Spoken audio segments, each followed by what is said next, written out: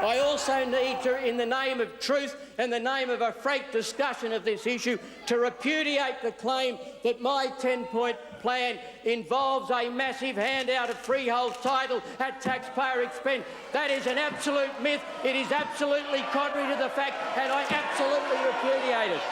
So ladies and gentlemen, I believe that the plan I have put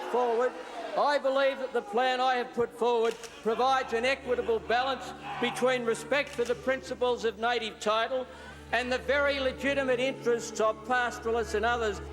I believe that my 10-point plan provides the only basis of a proper approach. And soon you'll be asleep. We always knew that Aboriginal children were taken from their families, many in the most cruel and heartless way. Whatever the motivations and intentions of those who designed and carried out those policies, the report provides the detailed evidence of what happened. Reconciliation requires responsibility, yet governments appear to fear this because it might make them liable for compensation. Yet governments pay compensation to many people affected by their policies and actions.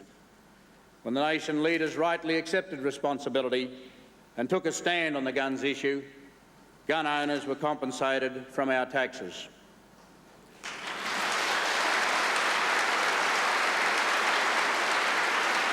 Reconciliation will not work if it puts a higher value on symbolic gestures and overblown promises.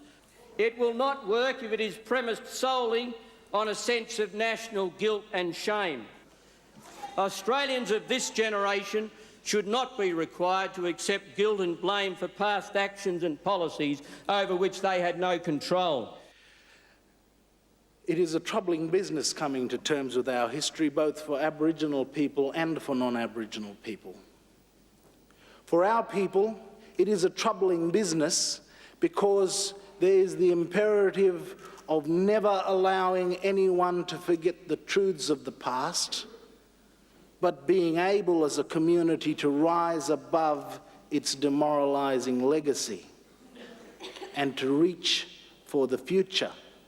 But it's also a challenge for non-Aboriginal Australia, a challenge to understand that in the same way as they urge pride in Gallipoli and in Kokoda and in many of these tragic aspects of the colonial past and the national past, in the same way as you are able to urge contemporary pride in those events, can we as a community and a nation also acknowledge the shameful aspects of that same past?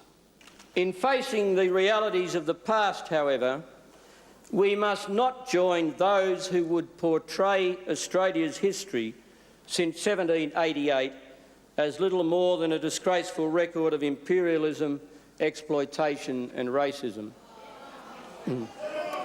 Such a portrayal is a gross distortion, and it deliberately neglects the overall story of great Australian achievement that is there in our history to be told, and such an approach will be repudiated by the overwhelming majority of Australians who are proud of what this country has achieved, although inevitably acknowledging the blemishes in its past history. I don't think we in Australia at this juncture have the leadership to take us to reconciliation in 2001, regrettably. There are questions here at stake that are bigger than the small hearts that have concocted the 10-point scam.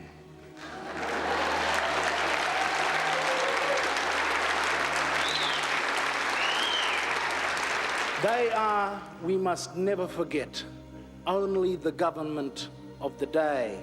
They are not God.